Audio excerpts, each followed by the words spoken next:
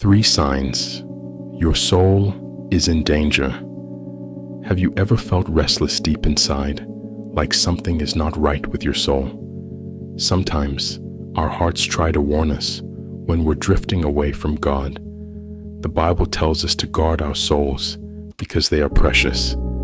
Here are 3 signs that your soul might be in danger and how to find your way back to God. 1. You're ignoring God's voice. God speaks to us through His Word, our conscience, and life circumstances. But if we keep ignoring Him, our hearts can grow hard. Hebrews 3:15 says, "Today, if you hear His voice, do not harden your hearts." Jonah's story is a powerful example. Jonah 1.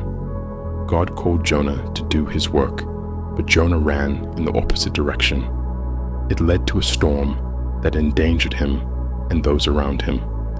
God's mercy gave Jonah another chance, but his disobedience had consequences. 2. You feel distant from God. Do you feel like God is far away? Maybe you don't feel like praying, reading the Bible, or worshiping like you used to. This could be a sign that your soul is drifting. In Revelation 2:4, Jesus said to the church, "You have forsaken the love you had at first." When we lose our love for God, it's easy to get caught up in the distractions of life.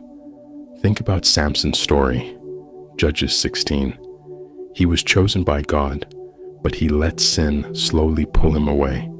He didn't even realize when God's presence left him. If you feel this way, don't ignore it.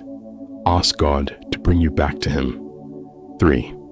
Sin doesn't bother you anymore. When sin starts to feel normal, it's a warning sign for your soul. Proverbs 14:12 says, "There is a way that appears to be right, but in the end it leads to death." Sin separates us from God, and over time, it can make us feel distant from Him. King David knew this well. After he sinned with Bathsheba, 2 Samuel 11, he tried to hide his guilt, but it weighed heavy on him until he prayed, "Create in me a pure heart, O God." Psalm 51:10. If you feel trapped in sin, remember that God's forgiveness is always available. Here are the key takeaways. Don't forget to subscribe.